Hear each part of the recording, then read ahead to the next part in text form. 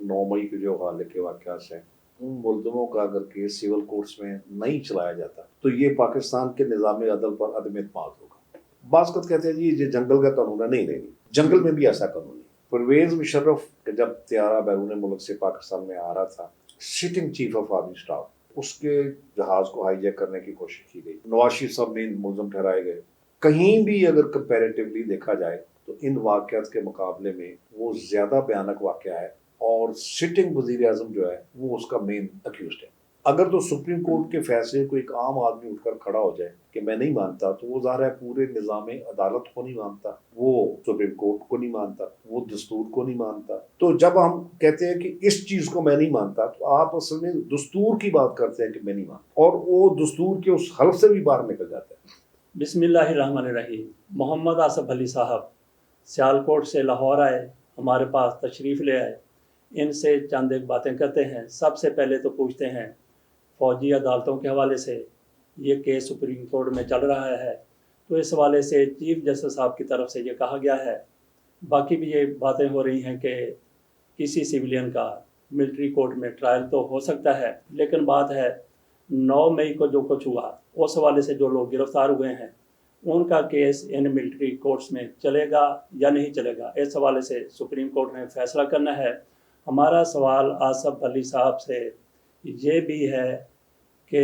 क्या वाकई ये ऐसे ही दहशतगर्द हैं कि इनका मिलिट्री कोर्ट में ट्रायल हो, और दूसरा ये है कि हुकूमत की तरफ से कहा गया है कि ये तो बेंच ही गैर कानूनी है, इसके फैसले को हम नहीं मानेंगे। कैटेगोरिकली ये कहा गया कि फैसले को नहीं मानेंगे, ये नहीं कहा कि ये फैसला है तो नहीं मानेंगे, ये फैसला है तो मानेंगे। तो आसफ अली साहब आप क्या कहते हैं इस बारे में? सवाल से बड़ा शुक्रिया। सवाल बड़ा आपने तफसीली पूछा है, और ये सवाल ही इस वक्त इम्पॉर्टेंट है जिस पे सब लोग अपनी राय दे रहे हैं। पहली बात तो यह है कि मेरा नुक्ता नज़र यह है कि सिविल कोर्ट्स में 9 मई के जो हाल के वाक़यात हैं, उनको उन मुलज़िमों का अगर केस सिविल कोर्ट्स में नहीं चलाया जाता तो ये पाकिस्तान के निज़ाम अदल पर अदम एतमाद होगा। पहला तो मेरा ये। अगर सिविल कोर्ट्स, दोबारा मैं अर्ज करता हूँ कि फौजी तनसीबात पर या कुछ ऐसी निशान अलामतें जो फौज से मुंसलिक हैं, उनके साथ छेड़छाड़ करना, उन्हें तोड़ना फोड़ना, आग लगाना, उस पर हमला करना, उस सूरत में फौजी अदालतों में मुकदमा चलाया जा सकता है। तो मैं जिस तरह पहले अर्ज किया है कि जो दहशतगर्दी की कोर्स है, ज़ाहिर है कि दहशतगर्दी की कोर्स में भी गैर मामूली नवीयत के जो मुकदमात हैं वो आम सिविल कोर्ट्स के मुकाबले में गैर मामूली नवीयत वो चलाए जाते हैं। तो मेरा ख्याल है कि बेस्ट उनके लिए वो जगह है, और उनके खिलाफ अगर हुकूमत कॉन्फिडेंट है तो भरपूर सही पैरवी की जाए तो उन अदालतों से भी उन मुलज़िमों को सजा दी जा सकती है। और मेरे, आप जब सवाल कर रहे थे तो एकदम मुझे ख्याल आया कि परवेज़ मुशर्रफ जब तैयारा बैरून मुल्क से पाकिस्तान में आ रहा था, ये 12 अक्टूबर 1999 की बात है, और उनके तैयारे को उनके नुक्ता नज़र से ये कहा गया कि पाकिस्तान में उतरने नहीं दिया जा रहा, और फिर उसमें नवाज शरीफ साहब मेन मुलज़िम ठहराए गए, शाहिदा का खाका नवासी भी मुलज़िम थे और भी उनके को अक्यूज थे। तो chief of army staff, sitting chief of army staff, जो उसका इल्ज़ाम था कि उसके जहाज़ को हाईजैक करने की कोशिश की गई, और इस कोशिश में अगर वो जहाज़ क्रैश हो जाता तो ज़ाहिर है कि चीफ ऑफ आर्मी स्टाफ जान से भी हाथ धो बैठे। वो कहीं भी अगर कंपैरेटिवली देखा जाए तो इन वाक़यात के मुकाबले में वो ज़्यादा भयानक वाक़या है,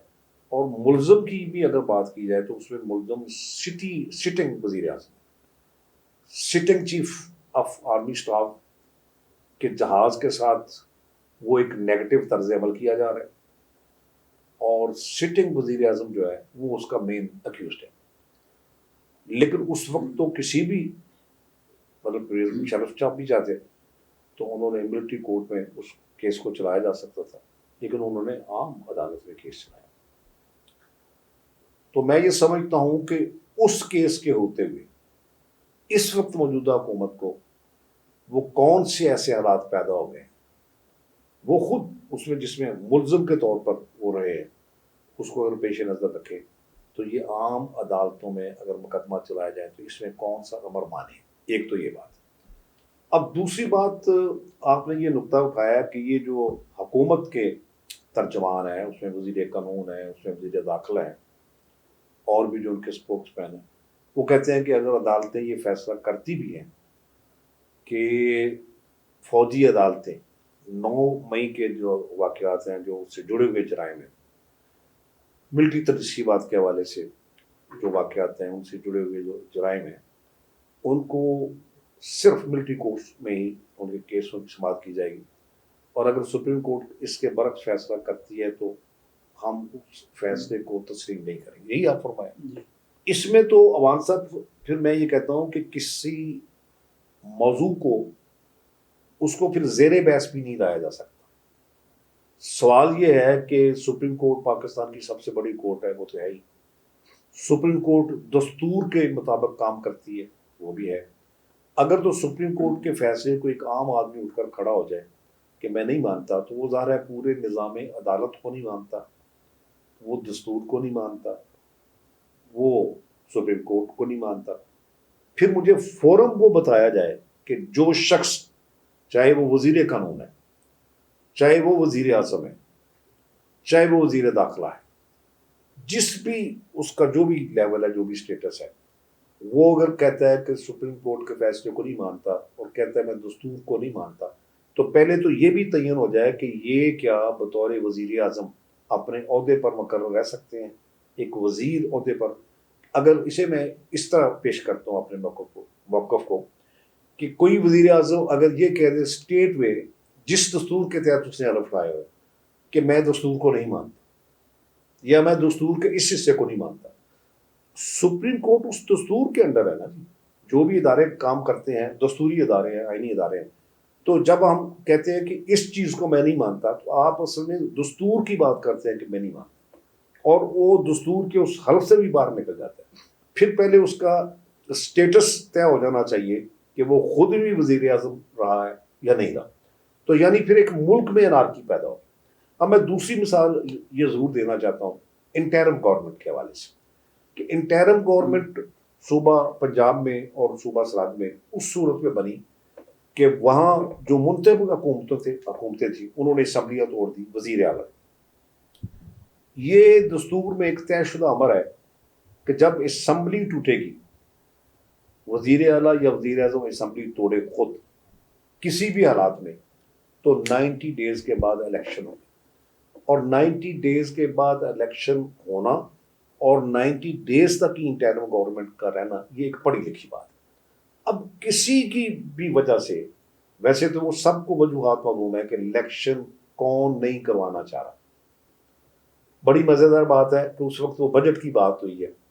اس وقت جو انہوں نے بجٹ پیش کیا ہے، یعنی 2-3 ماہ پہلے یا 2 ماہ پہلے وہی لوگ جو عدالتوں میں بیانات دے رہے تھے کہ ہم الیکشن کے لیے پیسے نہیں دے سکتے، اب انہوں نے الیکشن کے لیے رقم ہی رکھی ہے،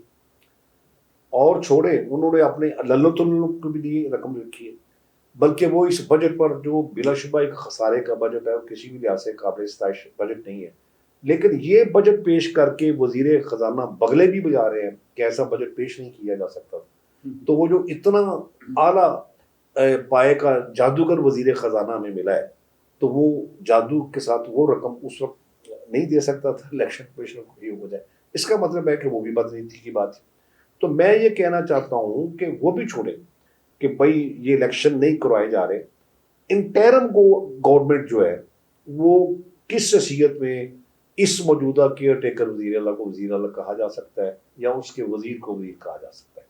اس کے جو احکامات ہیں وہ کسی ڈی آئی جی کو تبدیل کرتا ہے، کسی سیکٹری کو تبدیل کرتا ہے، ڈی سی کو تبدیل کرتا ہے۔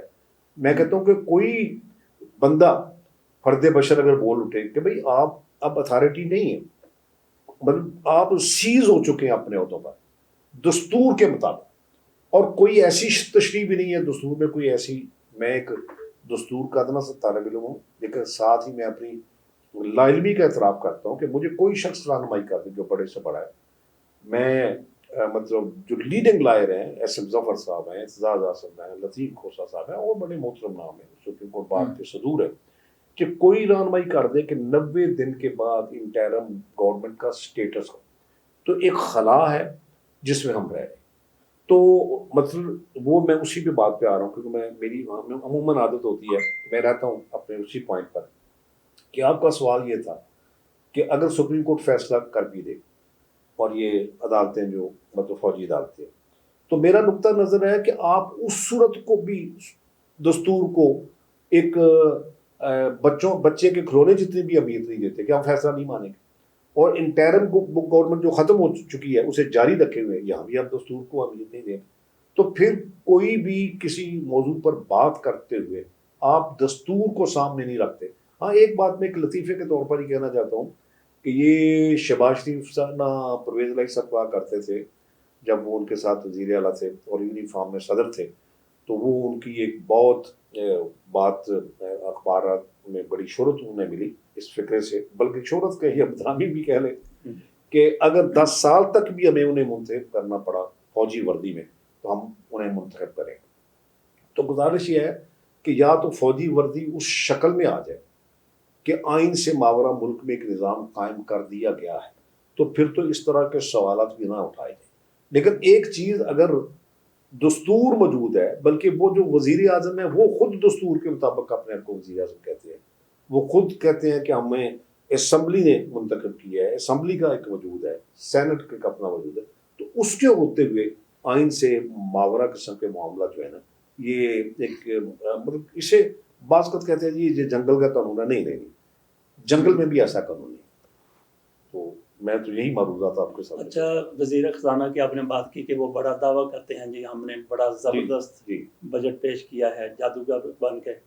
اچھا، اسی بجٹ کے حوالے سے کسی رپورٹر نے سوال کر دیا، وہ اتنے برف خوردہ ہوئے، اتنے وہ غصے میں آئے کہ انہوں نے تھپڑ مار دیا. جی امان صاحب، میں نے یہ کل دیکھا ہے، پڑھا بھی، آج بھی اخبار میں کوئی کہہ رہا تھا کہ یہ اسحاق ڈار صاحب کو بڑا پن کا مظاہرہ کرنا چاہیے کہ وہ معافی مانگ لیں. میں کہتا ہوں کہ اس کی معافی بھی نہیں ہو سکتی، وہ معافی مانگ بھی لیں تو نہیں. پہلے تو اس طرح چھوٹا پن اس کا مظاہرہ ہی کیوں ہو، اور ایک وزیر کی طرف سے بھی. اصل میں یہ جو وزیر ہیں یا اس قبیل کے جو دوسرے وزیر ہیں ہمارے سیالکوٹ کے خواجہ صاحب محترم بھی، تو یہ ان کا جو پرابلم ہے نا کہ ان کے پاس جب کسی سوال کا جواب نہیں ہوتا تو وہ ظاہر ہے غصے میں آپس سے باہر ہو جانا. اور ویسے بھی یہ حرکت نارمل زندگی میں وزیروں کی نہ بھی بات کرے کہ یہ ایکٹ وہی بندہ کر سکتا ہے کہ جس کے پاس سوال کا معقول جواب نہ ہو اور وہ پھر نامعقولیت پر اتر آتا ہے. اور وزیر جیسے بندے کو تو میرا خیال ہے کہ بہت بردبار ہونا چاہیے. اس کا عہدے کا یہ تقاضا ہے کہ میں تو کہتا ہوں کہ وہ اس صحافی نے تو سوال کیا، اگر براہ راست کوئی گالی دی ہو، کوئی نازیبا بات بھی کی ہو، تو یہ وزیر کے وقار کے خلاف ہے کہ وہ ایسی حرکت کرتا. اچھا، آپ نے بلکہ لوگ مذمت کرتے ہیں اس کی کہ یہ وزیر کے ساتھ غلط ہو. یہ خواجہ آصف صاحب کی آپ نے بات کی ہے، جی گزشتہ دنوں انہوں نے بھی فرمایا جی کہ یہ جو ہمارے اوورسیز پاکستانی ہے شیم لیس، اور صرف لاشیں دفنانے کے لیے یہاں پہ آتے. پتہ نہیں وہ کن کی بات کر رہے تھے. ہم نے تو یہی دیکھا ہے کہ میاں نواز شریف صاحب، ان کے والد صاحب باہر فوت ہوئے، ان کو انہوں نے پاکستان بھیج دیا. کلثوم نواز شاہ صاحبہ وہ وہاں پہ فوت ہوئی، ان کو بھیج دیا. تو یہ خواجہ آصف صاحب کے اس بیان پر آپ کیا کہتے ہیں؟ دونوں، ایک انہوں نے کہا کہ شیم لیس لوگ ہیں، دوسرا کہتے ہیں کہ لاشیں یہاں پہ دفنانے کے لیے آتے ہیں. میں سمجھتا ہوں کہ خواجہ آصف صاحب کی جو 30-35 سال کی سیاسی زندگی ہے نا، وہ خود بھی کہتے ہیں کہ 35 سال میں جو ہو گئے، تو اگر سب سے غلط سٹیٹمنٹ انہوں نے دی ہے تو وہ یہ. باقی بھی ماشاءاللہ وہ کرتے رہتے ہیں اپنی ہمت کے مطابق. اب میں یہ تو نہیں کہتا کہ وہ خبروں میں آنے کے لیے اس طرح کا مظاہرہ کرتے ہیں، لیکن یہ سب سے زیادہ غیر ذمہ دارانہ بات ہے. اور آپ نے بڑا طویل عرصہ گزارا ہے اپنا نوائے وقت کے ساتھ. نوائے وقت میں ایک کالم نگار آپ کے بھی دوست ہیں ولایت نامہ، ان کی جب کتاب کی تقریب رونمائی ہوئی تھی آپ بھی گورنر ہاؤس میں گئے تھے، تو انہوں نے کالم بھی لکھے اور انہوں نے مجھے بھیجا بھی ہے. بڑی انہوں نے ظاہر ہے کہ وہ لندن میں طاہر جمیل نورانی جی صاحب. جی جی تو انہوں نے بڑے مدلل انداز میں ان کا جواب دیا. مجھ سے پھر انہوں نے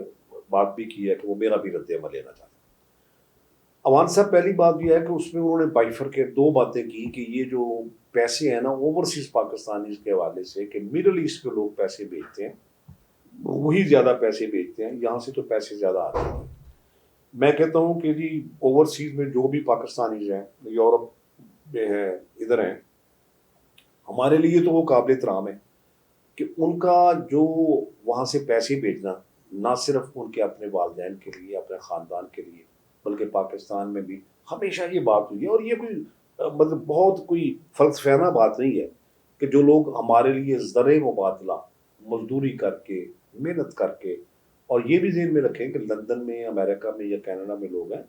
وہاں بھی سارے لوگ کوئی بہت کامیاب جا کے کاروباری شخصیات یا بہت سرمایہ دار نہیں بن جاتے. عام ٹیکسی چلانے والے بھی موجود ہیں, مزدوری کرنے والے بھی موجود ہیں, کسی دکان پر بھی. حتیٰ کہ میں نے میرے بہت سارے واقف ہیں وہ کہتے ہیں کہ ہم امریکہ میں واچ مین جنہیں چوکیدار کا کہتے ہیں وہ کام صرف ان کے بیجز اچھے ہیں, تو وہ کوئی اتنی لیوش زندگی وہاں نہیں گزارتے. اور دوسری بات یہ ہے کہ انہوں نے کوئی ایسی بات نہیں کی کہ جس کو خواجہ آصف صاحب جو ہے وہ اتنے غصے میں پاگل ہو جائیں جو ان کے لیے اس طرح لفظ استعمال کریں. اور جو انہوں نے لندن یا جو بات کی ہے تو اب ذرا بڑے ٹھنڈے دل سے دیکھیں کہ ہمارے وزیر خزانہ صاحب یہ جب اب وزارت خزانہ کا حلف لینے کے لیے آئے تو وہ لندن سے یہاں آئے, اور ابھی بھی جب انتظار ہو رہا ہے مسلم لیگ نون کا کہ ان کے قائد آئے تو انہوں نے لندن سے ہی یہاں آئے. اور خواجہ آصف خود جی جی وزیر بھی تھے اور نوکری جی کر جی رہے تھے جی دبئی جی میں. جی جی جی جی جی جی چلے دبئی کی تو بات وہ بالکل آپ فرما رہے ہیں صحیح ہے, یہ بینک میں بھی ملازمت کرتے رہے ہیں مڈل ایسٹ میں, یہ بھی بالکل آپ نے صحیح فرمایا. لیکن میں بات کر رہا ہوں کہ لندن کی اور یورپ کی اور امریکہ وغیرہ کی کہ وہ سب سے سیف اینڈ ساؤنڈ جگہ ہے ان سیاستدانوں کے لیے بھی جس جماعت سے تعلق خود خواجہ آصف کا ہے. اگر پاکستان میں شاید اتنی مہنگی پراپرٹی ساری پراپرٹی نکال لیں ان کی, اس مالیے سے زیادہ پراپرٹی ان کی لندن, کوئی اس میں کسی اکانومسٹ سے پوچھنے کی ضرورت نہیں ہے. تو ظاہر ہے کہ وہ اگر لندن میں موجود ہیں اور اس کی افادیت کو سمجھتے ہیں تو وہ بھی ہمارے لیے محترم پاکستانی ہیں, بلکہ اتنے محترم پاکستانی ہیں کہ ہم انتظار کرتے رہتے ہیں کہ وہ آئے انہیں ہم وزیر اعظم بنائیں. شہباز شریف صاحب بھی جو اپنی وزارت عظمیٰ یہ لے کر بیٹھے ہوئے ہیں مسلم لیگ کی صدارت, وہ بھی کہتے ہیں کہ میرے بھائی کی امانت ہے. تو ایک طرف تو وہ ہے, اور پھر شیم لیس کون ہوا, مطلب یہ بھی تو کرتے نہیں چاہیے نا تمیز کہ ایک شیم لیس کیٹیگری وہاں رہتی ہے, ایک وہ کیٹیگری رہتی ہے جو قابل فخر ہے ہمارے لیے, قابل افتخار ہے. تو یہ بالکل ہی ایک افسوسناک بات ہے کسی بھی اعتبار سے. ہاں ایک فرق اور ہے, بلکہ میں خوبی بھی بیان کروں گا کہ ان کو لندن کینیڈا آسٹریلیا امریکہ میں جو لوگ ہیں ان سے پرابلم یہ ہے کہ وہاں کیونکہ ایک جمہوری ممالک ہے, مڈل ایسٹ جو بھی ہے چاہے وہ سعودی عرب ہے, دبئی ہے, ابوظہبی ہے, جتنے بھی قطر ہے, وہاں جو مقامی باشندے ہیں وہ بھی سیاست میں حصہ نہیں لے سکتے. کوئی اس حکومت کو بھی چیلنج نہیں کر سکتا, کوئی پولیٹیکل پارٹی نہیں بنا سکتا, پاکستان سے کسی پارٹی سے ان کی افیلیشن ہے وہ بھی وہاں وہ ظاہر نہیں کر سکتے, کسی ایکٹیویٹی میں حصہ نہیں لے سکتے. یہ جو جمہوری ممالک ہیں وہاں کے لوگ نون کی حمایت کرنے میں بھی آزاد ہیں, نون کی مخالفت کرنے میں بھی آزاد ہیں, پی ٹی آئی کی حمایت کرنے میں بھی آزاد ہے, کوئی بھی جی مطلب آپ ایم کیو ایم ہے وہ ایم کیو ایم کی حمایت کرنے کے بھی وہ مطلب حتیٰ کہ وہ وہاں بیٹھ کر کو فوج پر بھی تنقید کر سکتا ہے. وہ فوج جو سیاست پہ ملوث فوج ہے میں اس کی بات کر رہا ہوں, باقی فوج تو ایسی ہے کہ چاہے پاکستان کے بندہ اندر ہو باہر ہو کوئی بے وطن پاکستانی فوج پر تنقید نہیں کر سکتا. جو ان کا دفاع کا مقدس فریض ہے وہ تو اس میں بحث بھی نہیں کی جا سکتی. تو وہ جو آزادی انہیں حاصل ہے, بلکہ لندن سے وہ تقریر انہوں نے کی جو گوجرانوالہ میں ہم نے سنی نواز شریف نے, جس میں انہوں نے جنرل باجوہ کی مذمت کی, فیض چشتی کی مذمت کی, وہی جنرل باجوہ جس کے لیے انہوں نے اپنی جماعت کو ہدایت بھی کی کہ اس کو جو ہے فیض حمید تو نہیں وہ باجوہ کا میں کہہ رہا ہوں نہیں فیض حمید کا آپ نے وہ فیض حمید کا, ہاں وہ فیض چشتی نہیں, میں فیض حمید کی بات آپ نے بالکل تصحیح کر دی، بہت اچھا، شکریہ۔ تو جنرل باجوہ کی میں بات کر رہا ہوں کہ جنرل باجوہ کو وہ کنڈیم کر رہے ہیں لندن سے تحقیق کر کے، اور اسی کے لیے پھر ووٹ وہ اس کی جو توسیع ملازمت ہے، تو وہ لندن میں بیٹھ کر یہ تقریر کر سکتے ہیں، ایسا پیغام وہ دبئی میں بیٹھ کر پیغام نہیں دے سکتے، یعنی سیاست میں۔ میں ایک ذاتی بات بتاتا ہوں، میں لندن گیا تھا سعودی عرب جب وہ جلال وطن تھے، میں نے ان کا انٹرویو کیا تھا، بعد میں وہ روزنامہ پاکستان نوائے وقت میں نہیں پاکستان میں چھپا فل پیج۔ میرے ساتھ امتیاز ڈار صاحب تھے، وہ بڑے مسلم لیگی تھے، تو عثمان وہ کہنے لگے کہ میاں صاحب ایک تصویر ہو جائے ہمارے ساتھ، تو وہ انہوں نے کہا کہ ابھی میں معذرت خواہ ہوں، تو انہوں نے اشارتاً یہ بتایا کہ مجھے یہ تصویر کھنچوانے کی بھی اجازت نہیں ہے کہ جہاں سے ایکٹیویٹی کی تصویر کھینچی ہے بندہ پاکستان میں، اگر یہ مطلب کہ بھئی وہ اس طرح رہ رہے ہیں جو بھی ہے۔ انٹرویو پر انہوں نے وہ دے دیا، کیونکہ اس سے پہلے کہ خالد اسد وہ ویڈیو انٹرویو نہیں ہوگا نا، نو نو نو نو یہ لکھنے والا جی لکھنے والی بات ہے، تو یعنی وہ تصویر جو ہے نا وہ خود اس سے وائٹ کر رہے، لیکن کیا یہ لندن میں صورتحال تو نہیں ہو سکتا، امریکہ میں تو نہیں ہو سکتا، وہاں آزادی صحافت بھی ہے، آزادی لوگوں کو بنیادی جو حقوق ہیں، تو اس حوالے سے بھی وہ ایک مثالی ملک ہے میرے اعتبار سے۔ اچھا ایک اور پہلو بھی دیکھیں کہ ہمارے یہ جو قابل فخر پاکستانی ہیں، اتنا وہاں کماتے ہیں، اتنا ان کا اللہ کا فضل ہے سارا، اور ان کا بھی ظرف دیکھیں، کہ وہ انہیں سٹیزن شپ بھی دے دیتے ہیں، ہمارا بندہ ان کا میئر بن سکتا ہے، پارلیمنٹ کا ممبر بن سکتا ہے، تاکہ انڈیا کا جو بندہ ہے وہ بھی پہلے پاکستانی تھا، پھر وہ انڈیا میں مائگریٹ ہو گیا، وہ اب وزیر اعظم ہے جی۔ اس کا مطلب ہے کہ گنجائش موجود ہے کہ کوئی پاکستان کا بھی ہو سکتا ہے، امریکہ میں نائب صدر ہے انڈیا، جی انڈیا۔ جی۔ تو جن ملکوں کی ہم بات کرتے ہیں وہ ہمارے لیے قابل فخر ہے کہ وہ برادر اسلامی ملک ہیں، لیکن وہاں ہم صرف مزدوری کر سکتے ہیں، وہاں کوئی ہم ایسا کبھی اس مقام پر پہنچ ہی نہیں سکتے کہ وہ جو کہتے ہیں ایک ہو مسلم حرم کی پاسبانی کے لیے، کہ وہ ہمیں کبھی اپنے جیسا شہری سمجھ لیں، یہ کبھی ان کے لاز میں بات یہ تو چلے ہو گیا کہ خواجہ اصف صاحب نے نہ جانے کن مقاصد کے تحت یہ دھیان دے دیا۔ اچھا ابھی یونان میں آپ نے دیکھا کہ 300 سے زیادہ پاکستانی وہ بیچارے مر گئے۔ اچھا اس سے اندازہ ہوتا ہے کہ پاکستان میں حالات کیسے ہیں، غربت کیسی ہے، کس طریقے سے لوگوں کی زندگی اجیرن بنی ہوئی، اپنی جائیدادیں بیچ کے کسی ایک کو باہر بھجوانے کا، اور پھر باہر بھیج کے اپنا روزگار بہتر کرنے کے لیے اس طرح وہ لوگ کرتے ہیں۔ اچھا دوسری طرف ہم نے یہ دیکھا کہ سینٹ کے چیئرمین کے لیے جو مراعات کا مطالبہ کیا جا رہا تھا یا جو قانون سازی کی جا رہی تھی کہ زندہ ہاتھی کتنے کا اور جو زندہ ہاتھی نہیں ہے وہ کتنے کا، جی بالکل۔ گزارش یہ ہے کہ آپ نے بڑا اچھا لفظ استعمال کیا زندہ ہاتھی کا اور مردہ ہاتھی کا، تو میں یہاں سے ایک لفظ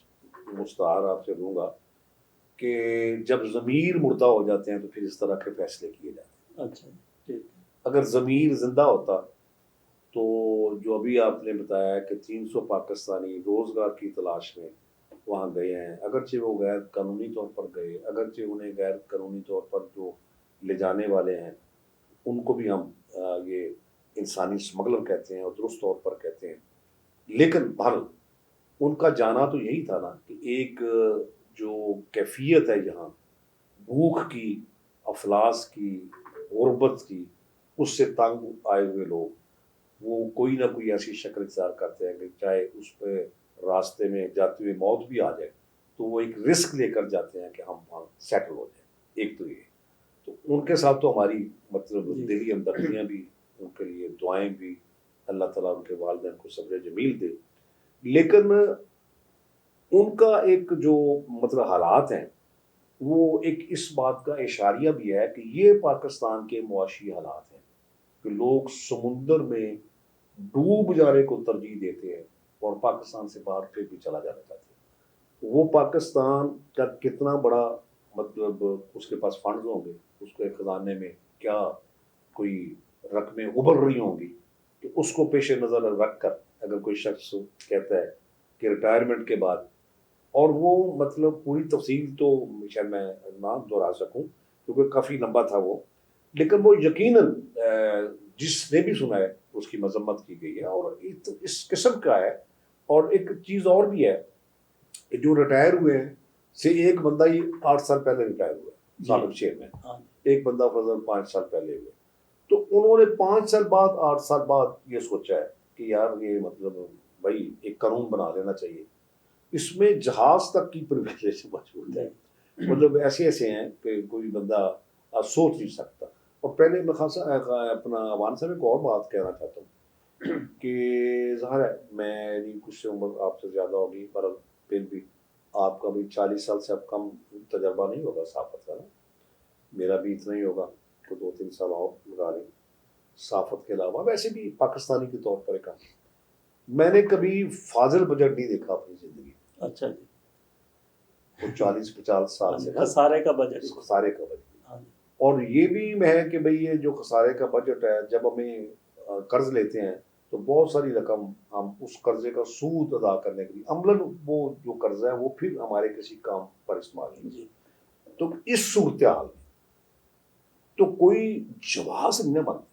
فردن ہم یہاں بیٹھے ہیں آپ کے دفتر میں، ماشاءاللہ ویسے اسی بھی چل رہا ہے، سارا سلسلہ اللہ تعالیٰ اور زیادہ برکت دے آپ کے جتنے بھی کاموں کا، بیٹوں کا بھی ساتھ. تو یہ اکثر آپ کے پاس بجلی نہ دینے کے پیسے ہوں، بجلی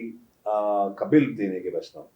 اور یہ بھی ہو کہ 2 مہینے اس دفتر کا بجلی کا بل جو ہے نہ دینے عدم ادائیگی کا وہ بجلی کاٹ دی جاتی. تو لیکن آپ یہ کہیں کہ میں ایئر کنڈیشن جو ہے وہ 24 گھنٹے استعمال کروں گا، یہ اس طرح کی بات. اچھا یعنی بل تو میں نہیں دے سکتا، لیکن جو ہے نا یہ خسارے کا جو بجٹ ہے نا اس وہاں مراد کی بات کرنا، مطلب یہ تو ہاں جو خواجہ آصف صاحب نے وہ شیم لیس کا لفظ استعمال کیا نا، اگر وہ درست طور پر کرتے تو یہ مطلب صورتحال ہے کہ یہ شیم لیس صورتحال جس پر یہ لفظ استعمال. ہاں جی آصف علی صاحب بہت بہت شکریہ آپ کا. آپ سے تھوڑی دیر بعد سپریم کورٹ میں اسی کیس کی سماعت ہونے جا رہی ہے، اس کا بھی انتظار کرتے ہیں کہ اس کا کیا فوجی کورٹس کے حوالے سے کیا سماعت ہوتی ہے، کیا فیصلہ ہوتا ہے. بہت شکریہ. انشاءاللہ تعالیٰ بہت مہربانی.